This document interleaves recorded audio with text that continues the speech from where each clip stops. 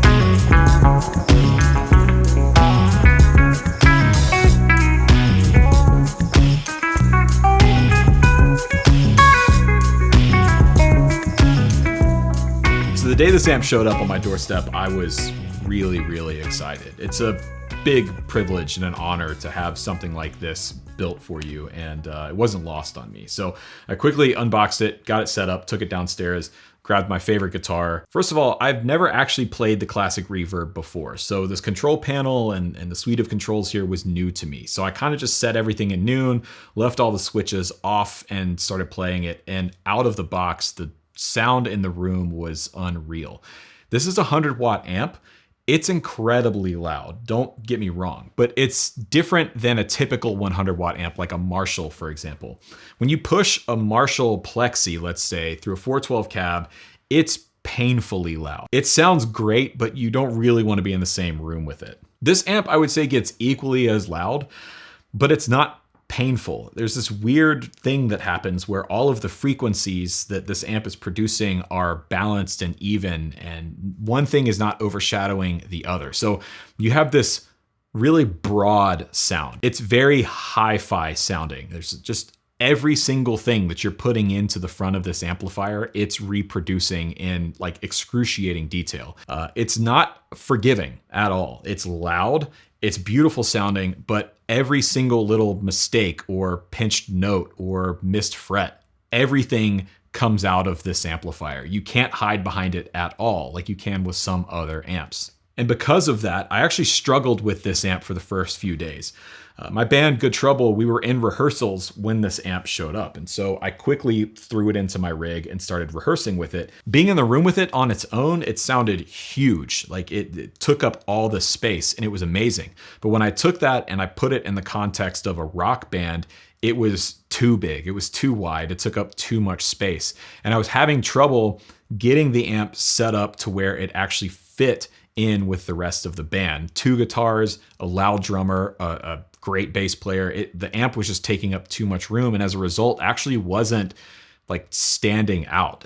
Even though I was playing at 100 watts full volume, it was not really cutting the way that I wanted to. And it took a while to sort of understand how this front panel worked and how to get my tone dialed in. But once I got it there and I got the amp settled in and I found the right gain staging on my pedals and everything going into the front end of the amp, it was amazing. It's probably some of the best sound I've ever had.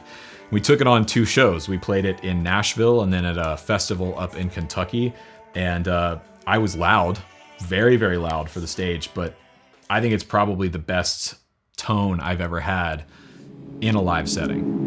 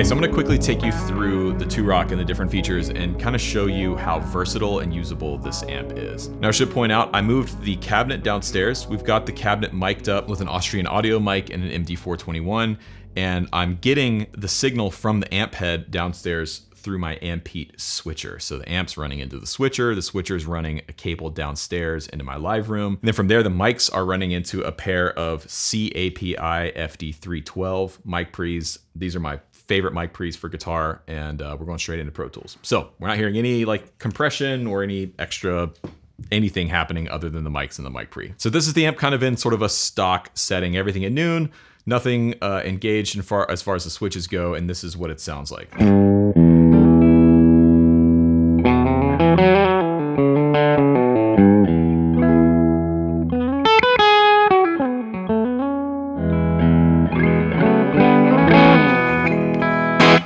So really nice, not necessarily clean, but not full on edge of breakup.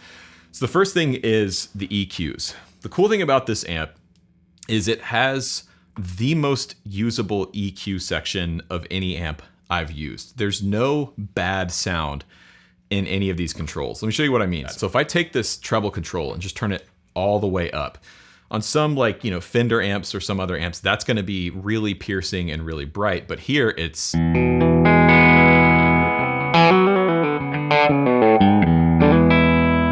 still really musical and usable. Same thing if I turn it all the way down.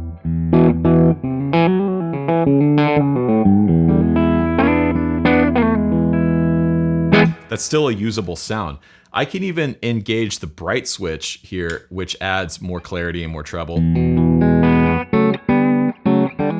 and push the treble control up.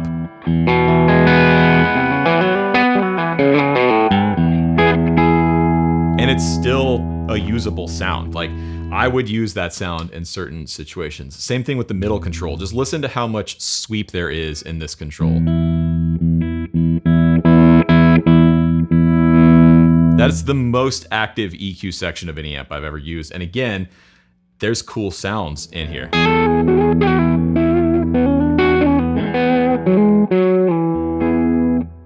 Even if I kick on the mid switch on top of that, it's just giving me a little more gain.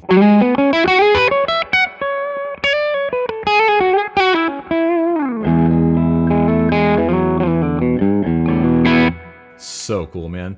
And the bass control, there's a ton of bass in this amp. Like in the room downstairs, it would actually fight with my bass amp in the room. But because this EQ control is so active, I can actually dial that in to taste to fit the room. And then there's a deep switch here that'll add more bass if you need it for a specific guitar sound or pickup or whatever. Next thing that's really cool about this amp is the FET circuit. Now, essentially what this is like a preamp boost circuit in the amplifier itself. You can almost kind of think of it as like a nice preamp pedal, but installed in the amplifier. And it's foot switchable with the amp's foot switch. But this FET circuit has a really cool feature that I've not seen on another amplifier that I think is really usable. So when the FET gain is at noon, it's not really doing much. It's engaging the preamp, so we're gonna get a little more gain, a little more clarity, some more top end.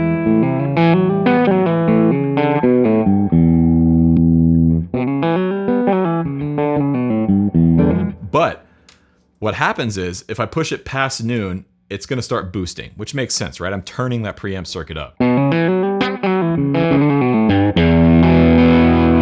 But the cool thing about this FET circuit is that if I turn it down below noon, it's actually cutting the circuit. So it's actually cutting the gain going into the preamp. You might think, well, why is that useful? Why would I want to have a preamp circuit that's cleaning up the amp? I'll show you why. So I've got the gain and master control for the amp here. Let's say I had the amp set up for a pretty gnarly edge of breakup to pretty broken up sound here, this kind of thing.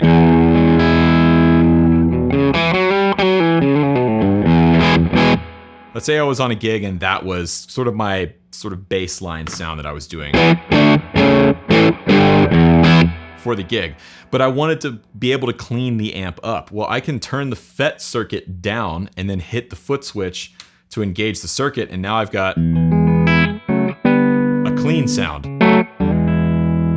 So it's kind of the opposite of what most, preamp boosts do in front of an amp. I think that's super cool. So next up, we've got two different EQ settings. We've got EQ2 and EQ1. Now, typically, I leave this amp set on EQ2. I think it sounds better for the type of stuff that I play. But the EQ1 setting is much cleaner. Now, it does drop the gain, so I have to bring the levels back up to sort of match, but you can hear there's less bass overall. Talking to Eli, this is a good option for people that are mostly playing like humbucker guitars, a little more mid-rangey, high output guitars. You can switch to the EQ1 setting and get more headroom out of the amplifier.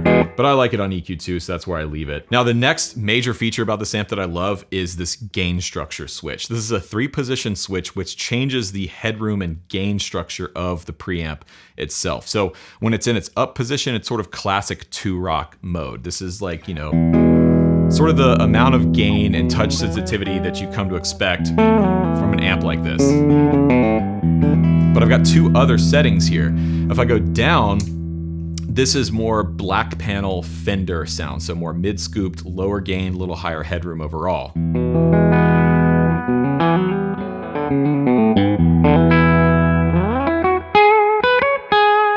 So if you're looking for a super beautiful, lush, clean sound, you could go to that bottom gain structure switch, maybe add in the FET circuit with just a touch of gain.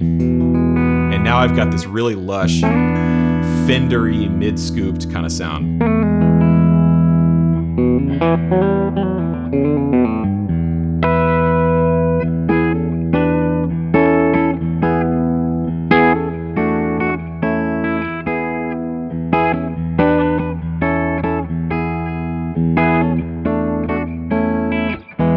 But the middle position is the most gain. So this is actually lowering the headroom of the amplifier, giving you more preamp gain on tap. So it's gonna start to break up sooner. And this is typically where I like to live with this amp.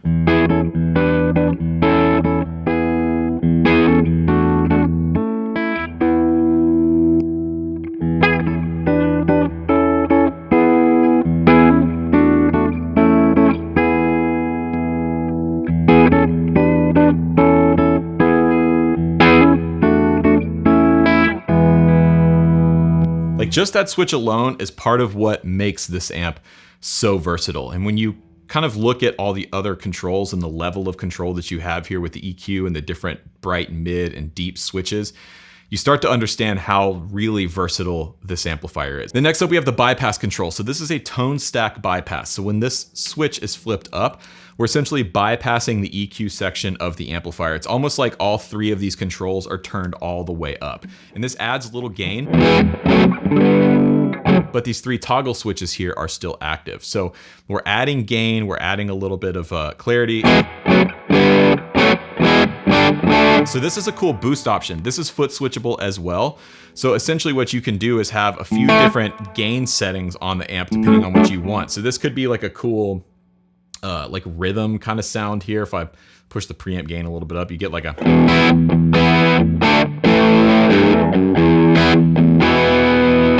So next we've got the contour control, which is super useful for dialing in a sound quickly to taste. So essentially what this is like a final EQ in the chain. So in the middle position is not really doing anything. And if I cut below 12 o'clock, it's cutting high end and adding low end. So it's tilting the EQ curve like this.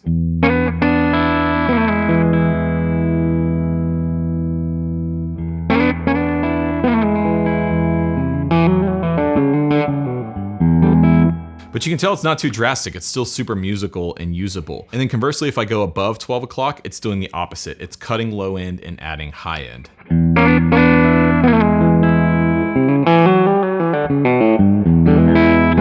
So you can see how versatile this amp is. I mean, you can really spend time dialing in specific sounds, but what's cool is there's really not a bad sound in this amplifier. Like I can go to extremes here, which I would typically never do on a traditional amp, for example. So I can add the mid boost with the mid control all the way up, add treble, cut bass all the way, add a touch of FET gain, and now I've got this kind of like a half-cocked wah sort of sound almost. Like it's got this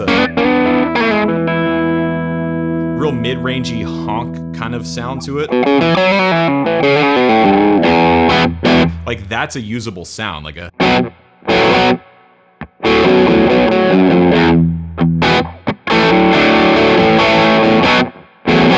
That's almost like a tweed sound, you know? Or I can cut mids, I can add a little bass, add a little treble, deep switch, go to the Fendery black panel sort of gain structure sound, and now I've got like classic deluxe reverb kind of thing. So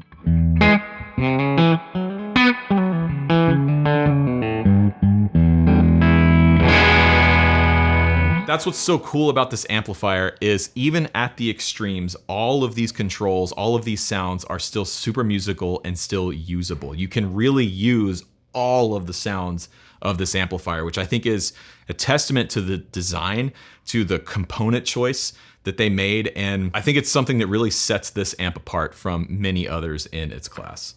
Now, like anything else, this is not a perfect amplifier. There are some downsides here. First and foremost is the price. This amp is eye-wateringly expensive. It is out of reach, I think, of most players out there, even professional musicians that do this for a living. And I'm very well aware of the fact. Part of why it's taken me a while to make this video is because it's difficult to talk about this amp and recommend it because it's so expensive and so out of reach of most players. With that said, though, we interviewed Eli on the Dipped in Tone podcast last year. And while the cost is super high, I think the justification is fair. And the thing that's one of the things that you get asked, I'm sure all the time is, how do you justify that price? But how do you convey that message to people that, hey, this is truly worth it? And it's not just because we want to price it that way. I mean, one is it's hard until you play the amplifier. I mean, you see the artist roster and the players that we have playing our amps. So once guys actually get behind them and take them on a spin, they go, okay, I see why this is the price point you're asking for it. The other thing people don't, I think, take in consideration sometimes is we hand build everything in-house in California. So we hand drill every hole, put every eyelet in. We have our chassis made across the street. Have our transformers made in California. All of our employees have medical insurance and 401k, and we treat people good, and we have an actual business. So it's people add up just the sum of parts and go, oh, I can buy these parts for X amount of dollars and build it at home. But we have an actual business and a dealer network and warranty and take care of our customers. So it's not as much profit as people think. And I know, Zach, you can empathize with that. People go, oh, you're making all this cash. I'm like, building vacuum tube guitar amplifiers in 2023 in California isn't the best business model. I don't think anyone says that's a good idea. That's going to be a profitable thing. So we're very fortunate of where we're at. But like I said, we don't build to a price point. Man. So it's, my best friend, Matt Schofield, often he compares it to the car analogy. We were talking about Porsches, but you would never go to the Porsche dealership and say, oh, that's crazy. That's way too much money. It's not worth it to me. Well, if it's not, then it's okay. It sounds... it's not callous or anything. It's just saying, hey, this is what it costs us to build, and this is what the price is. Yeah, it's like you said earlier, there's nothing wrong with taking a Hot Rod Deluxe to a gig. At least from my perspective, I think you hit the nail on the head. If it inspires you to practice and play and pull stuff out of you differently on stage or at home recording, well, then it's worth the money. If you enjoy it and it inspires you, that's what we're building it for. So, who is this amp for? I think it's a very specific type of player. First of all, someone who has the disposable income or can justify the expense of something like this. Someone who really cares and really pays attention to the details of their entire signal path. A great amp is one of the best things you can do for your guitar tone, and this is arguably one of the greatest amps and greatest brands made today. So if you've got the money to spend and you can justify the exorbitant cost of something like this, and you want one amp to do almost everything, especially if you are more of a clean to medium gain sort of traditional player, if you will, I think the Classic Reverb should be arguably at the top of your list. But it's not going to be for many people because of the expense. And that just is what it is with the Two-Rock. It's expensive, but if you can justify it, I think it's worth it. So that's the Classic Reverb from Two-Rock. It's a truly special piece of kit. I feel very, very lucky to have it. And while it's not for everybody, I think if you are looking for something like this, it really is special. I think it's worth owning. If you want more information on this amp, I'll have stuff linked down below. Those are not affiliate links. I'm not making any money off of the Two-Rock. This is not sponsored in any way other than they did give me the amp, like I said. But if you want to know more about them, stuff's linked down below. While you're down there, check out the video courses I have to offer and subscribe if you haven't subscribed already. It really does help the channel out. My name is Rachel. Thank you so much for watching, and I'll catch you on the next one.